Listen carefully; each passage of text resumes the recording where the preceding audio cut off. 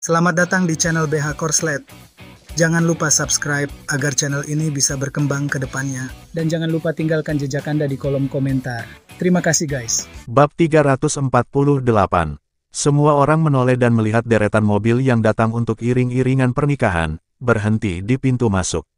Pintu mobil utama terbuka, dan Alice, mengenakan jas, keluar dengan ekspresi gelap di wajahnya. Melihatnya, Mary berkedip tak percaya dan berteriak dalam hati. Dia pikir dia tidak akan datang. Alice berjalan mendekatinya, mengabaikan orang-orang di sekitarnya. Tangan ayah Mary membeku di udara sebelum ia buru-buru menurunkannya, lalu ia tersenyum ramah. "Tuan Alice, apakah ada kemacetan di jalan?" Dia mencari alasan untuk Alice. Namun Alice hanya mencibir dan berkata datar, "Aku bangun kesiangan." Terlihat sekali raut wajah kelelahan, seakan-akan ia tidak tidur semalaman. Ia tampak agak lesu. Siapapun yang melihat bisa melihat ketidaksenangannya dengan pernikahan itu. Tetap saja, dia akhirnya datang. Ayah Mary tertawa canggung. "Tidak terlambat sama sekali. Aku senang sekali kamu bisa datang." Kemudian, sambil menoleh, dia mencoba menyambut Alice ke dalam ruangan. "Kami sudah menyiapkan teh dan jangan repot-repot. Jika ditunda lebih lama lagi, maka waktu yang baik akan berlalu." Dia menatap langsung ke arah Mary. "Kau akan datang atau tidak?" Mata Mary sedikit berkaca-kaca, dan dia menundukkan kepalanya. "Ya." Alice tidak menggendongnya tetapi berbalik dan berjalan cepat ke depan, mencapai pintu mobil. Mary segera menyusul, menyeret gaun pengantinnya di belakangnya saat ia masuk ke mobil bersama Alice. Kemudian, tiba-tiba teringat, ia berbalik untuk mencarinya. Tetapi mobil itu sudah dikelilingi oleh orang-orang dan mustahil untuk melihat situasi di sekitar mereka. Saat itu, pengiring pria lainnya telah melangkah maju, mulai mengatur tumpangan bagi para pengiring pengantin wanita. Kebanyakan wanita muda dari cabang utama keluarga Davis, Victoria, Rebecca, dan para pengiring pengantin yang datang untuk prosesi tersebut telah berteman sejak kecil. Jadi mereka segera dikawal dan dimasukkan ke dalam kendaraan. Kebetulan seseorang melihat Keira, yang jelas-jelas menarik perhatian di antara rombongan pengiring pengantin, tetapi saat orang itu hendak mendekatinya, dia dihentikan oleh Victoria. "Nona South menyinggung Rebecca, sebaiknya kau tidak ikut campur dalam hal ini. Rebecca adalah harta berharga keluarga Allen. Lagi pula, siapa yang mau menarik masalah yang tidak perlu dengan menantang seseorang seperti Alice, yang dikenal karena sikapnya yang tak peduli." Oleh karena itu, mendengar perkataan Victoria, tidak ada pengiring pria lain yang berani maju. Untuk sesaat, Keira berdiri di sana, menjadi pusat perhatian. Orang lain akan merasa sangat canggung. Tetapi dia tampak sangat santai, tidak peduli sedikit pun terhadap orang di sekitarnya, bahkan melirik ke arah konvoi untuk melihat apakah ada mobil kosong yang bisa dia masuki. Saat dia mengamati sekelilingnya, Rebecca tiba-tiba berdiri di sampingnya dan berkata, "Nona South, ini cukup canggung, bukan?"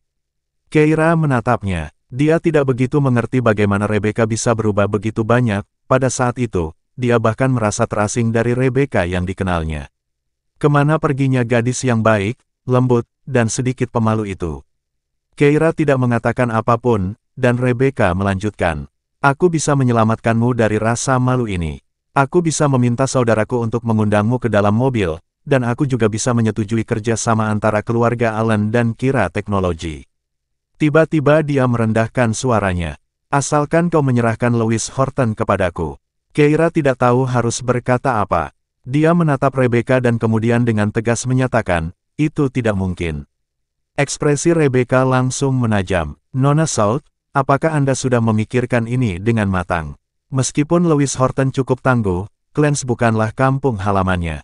Di sini, hanya dengan satu kata dari saya dapat meninggalkan Anda dalam keadaan terisolasi dan tanpa dukungan." Namun, Keira hanya mengejek dan tidak berkata apa-apa lagi. Melihat sikap keras kepalanya, Rebecca hampir putus asa, dan tatapannya yang penuh amarah tertuju pada Keira.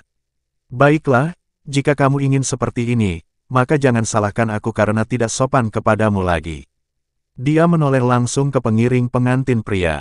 "Kalian tidak boleh mengundangnya, dan untuk armada mobil hari ini, kalian juga tidak boleh mengizinkannya naik."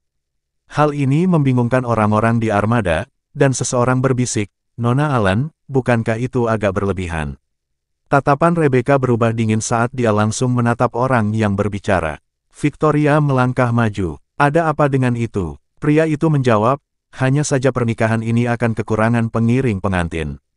Tina juga tertawa. Apa masalahnya? Nona Salt pasti akan menyetir sendiri, atau dia akan naik taksi, bukan?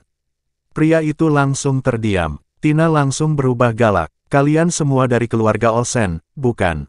Kok bisa? Apa kalian bisa mengabaikan perkataan Nona Allen, dan bahkan berani mengabaikan Nona Victoria? Orang yang bertanggung jawab tidak berani bicara lagi, dan saat itu, Charles, putra kedua keluarga Olsen, yang bertanggung jawab atas pernikahan kakak laki-lakinya hari ini, datang dan mengerutkan kening sambil bertanya. Apa yang terjadi? Orang yang bertanggung jawab menjelaskan situasinya.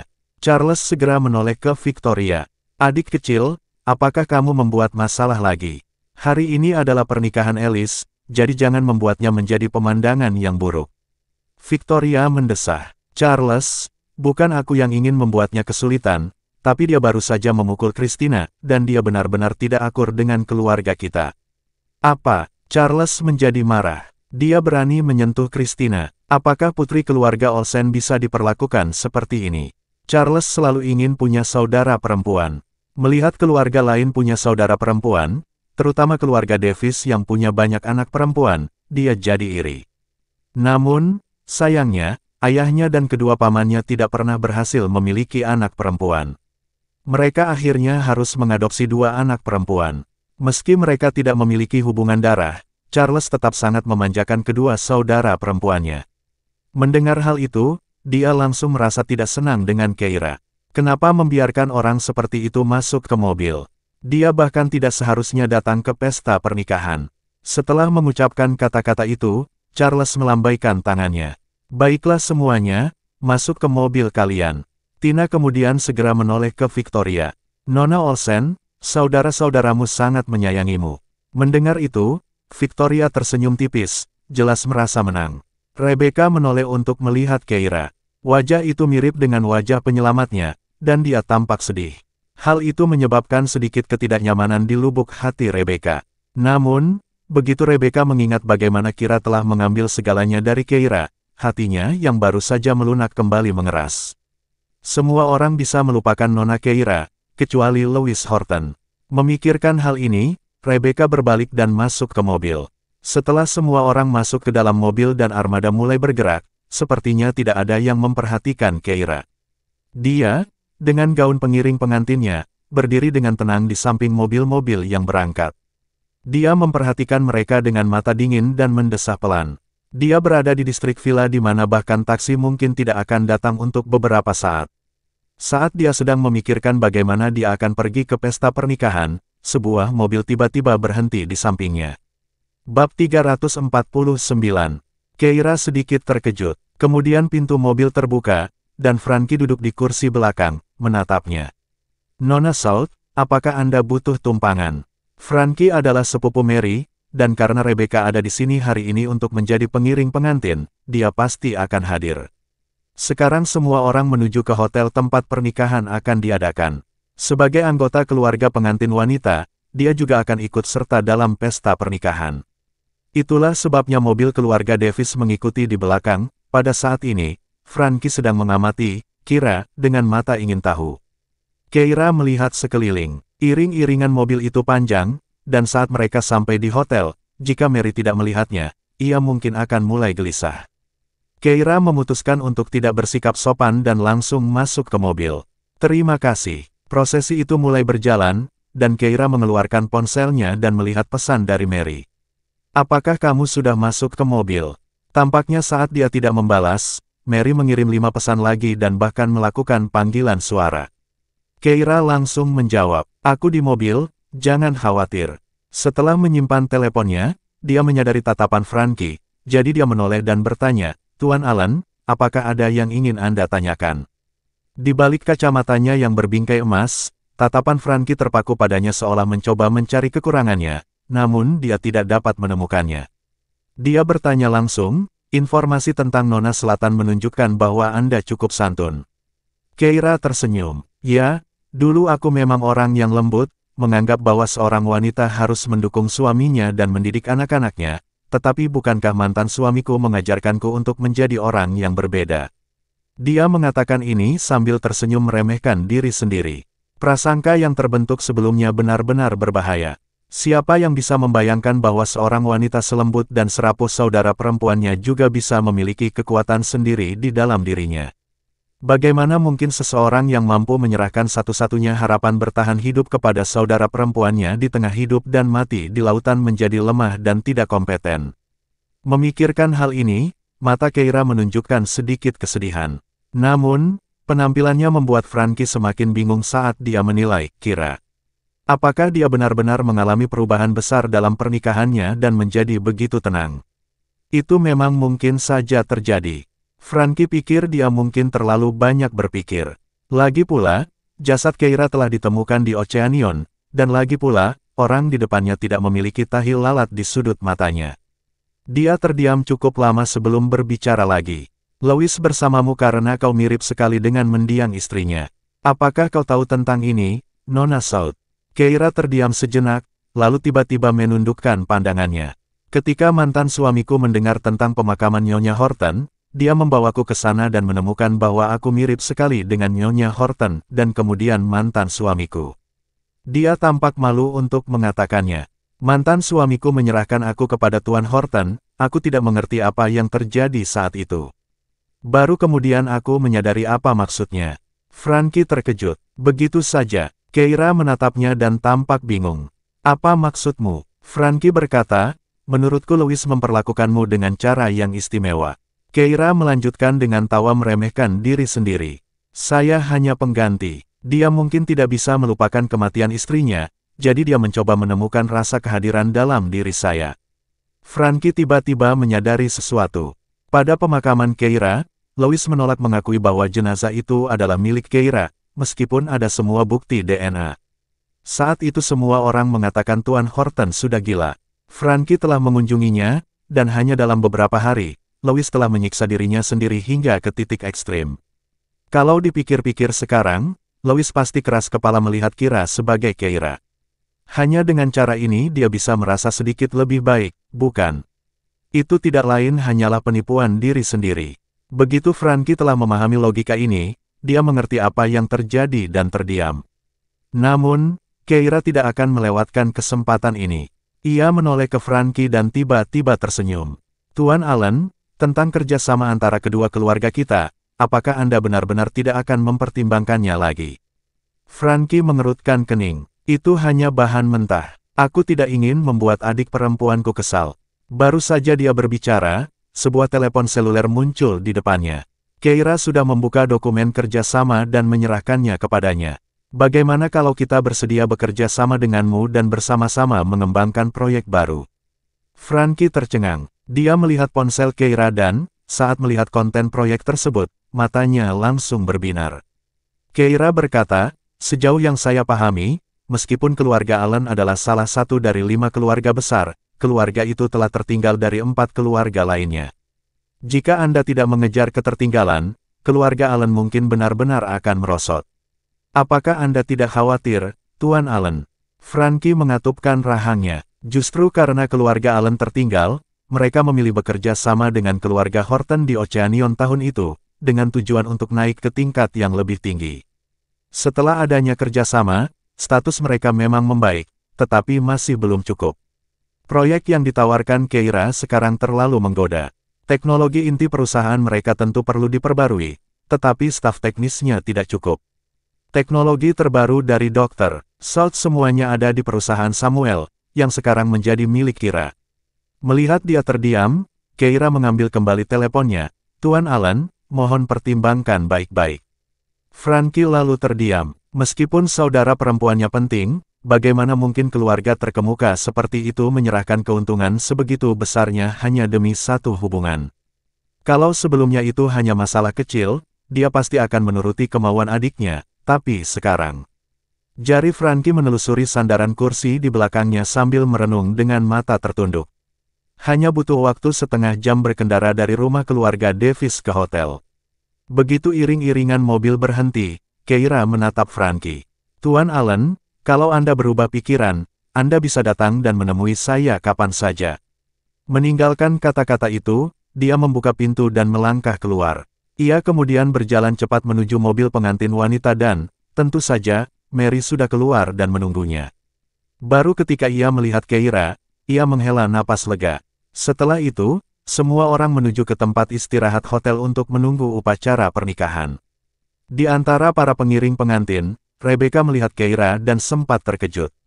Seketika, dia mengernyitkan dahi dan bertanya dengan nada tidak senang, "Kamu datang dengan mobil siapa?" Victoria juga menimpali. "Ya, apa yang terjadi?" Seseorang berbisik di dekatnya, "Sepertinya aku baru saja melihatnya keluar dari mobil Tuan Allen." Rebecca masih sedikit bingung, "Tuan Allen yang mana?" Orang itu langsung menunjuk ke arah Frankie yang baru saja keluar dari mobil. "Kakakmu, duh."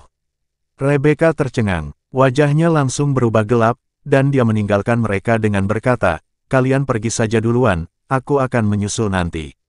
Kemudian dia berlari menghampiri Frankie.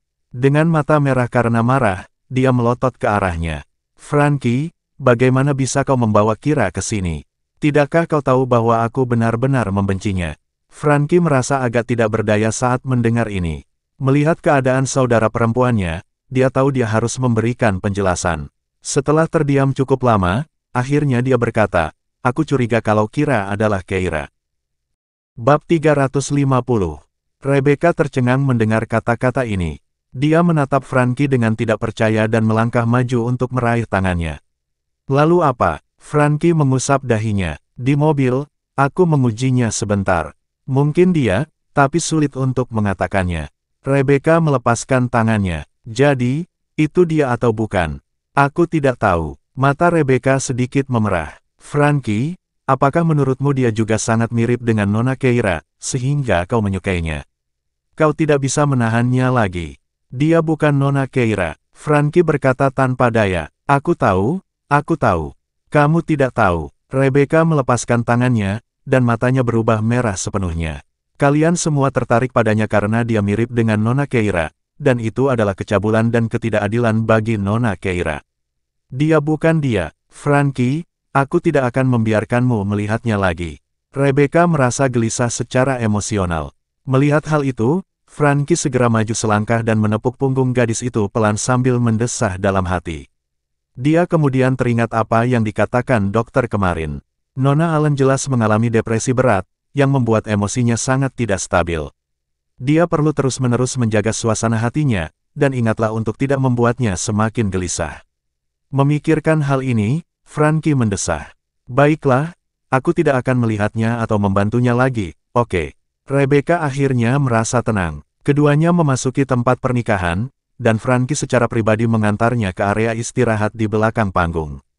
Rebecca mengawasi Frankie, dan melihat bahwa dia memang tidak melirik, dia akhirnya merasa puas. Dia melewati pintu dan duduk di sofa. Tina dan Victoria sedang duduk di sana, ketika mereka melihatnya, mereka berkumpul. "Rebecca, apakah kamu sudah tahu alasannya? Mengapa Frankie mau membantunya? Mungkinkah dia menyukainya?" Rebecca langsung menjawab, "Frankie hanya berpikir tidak akan ada masalah di pesta pernikahan. Jangan terlalu dipikirkan, itu bagus." Ada pula yang berkata, "Kira ini memang secantik Mary, pantas saja mereka berdua sering berpelukan." Dengan kedua wajah itu, tidak ada yang tidak bisa mereka lakukan, bukan? Tolong, Mary baik-baik saja. Tapi Kira itu, dia punya wajah seperti penggoda. Tadi saat dia berdiri bersama keluarga Davis, beberapa orang menatapnya dengan simpati. Kata-kata itu langsung mengubah ekspresi Rebecca. "Kaulah yang berwajah menggoda. Bagaimana kau bisa berbicara seperti itu? Wajahnya sempurna, dan aku tidak akan membiarkanmu berbicara tentangnya seperti itu." Nona Keira juga punya wajah seperti itu. Kalau mereka menghina wajah Kira, bukankah mereka akan menghina Nona Keira? Wajah beberapa orang di sekitar langsung menegang. Rebecca menatap mereka dengan jijik. Tidak boleh ada serangan pribadi terhadap Kira, terutama mengenai wajahnya. Yang lainnya saling berpandangan, tersenyum canggung, lalu melangkah pergi. Saat mereka berjalan pergi, mereka bergumam pelan. "Apakah Rebecca punya masalah mental? Aku membantunya menghina seseorang, dan dia menyerangku. Jangan pedulikan dia." Menurutku kondisi mentalnya sedang tidak baik. Namun Rebecca tidak menghiraukan mereka dan hanya menatap kosong ke arah Kira. Saat itu, Kira sedang menemani Mary. Mereka tidak memperhatikan apa yang orang-orang di sana katakan dan saling berbisik. Profil Kira jelas, dengan bulu mata panjang menutupi matanya, seperti milik Nona Keira. Tuhan tahu apa yang dikatakannya, namun Kira tersenyum tipis, bibirnya melengkung di sudut-sudutnya, yang membuat bibir Rebecca sendiri tanpa sadar terangkat. Namun kemudian, Rebecca tiba-tiba tersadar kembali ke dunia nyata. Tamparan, dia menamparkan dirinya sendiri dengan keras.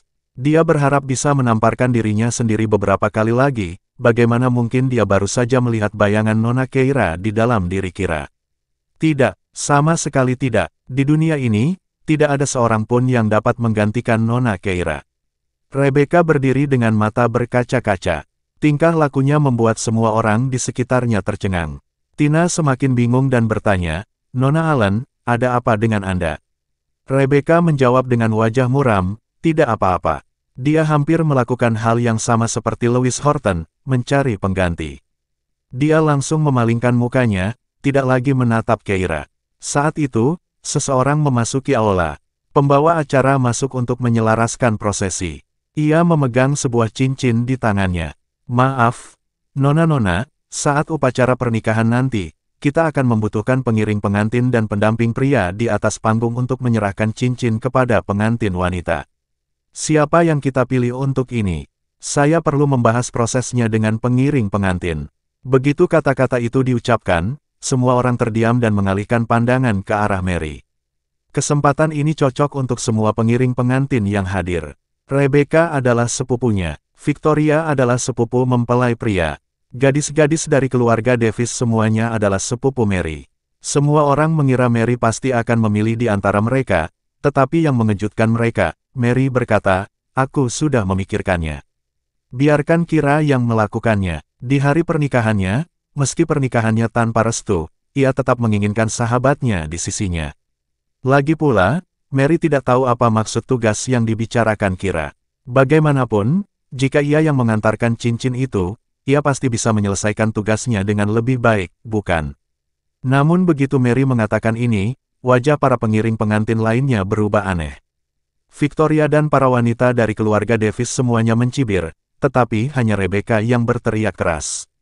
Mengapa dia pantas mendapatkannya? Mary menatapnya dengan bingung. "Apa maksudmu?" Rebecca membalas dengan tawa dingin. "Kenapa dia bisa naik ke panggung untuk menyerahkan cincin itu padamu? Aku tidak akan mengizinkannya. Dia pasti tidak akan membiarkan orang ini, yang memiliki wajah seperti Nona Keira, menjadi pusat perhatian. Jika dia mengizinkannya, bukankah dia akan bisa melakukan apapun yang dia mau di Glens di masa mendatang?"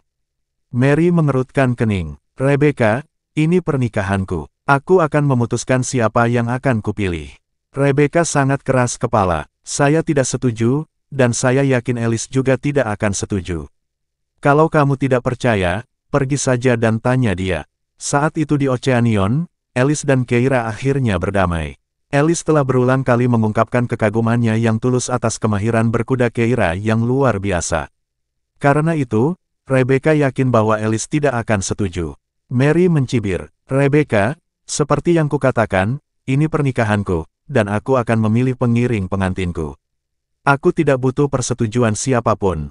Keduanya menemui jalan buntu. Pembawa acara melangkah keluar dan segera memanggil Alice. Begitu Alice masuk, dia berkata dengan tidak sabar, "Apa yang kalian perdebatkan?"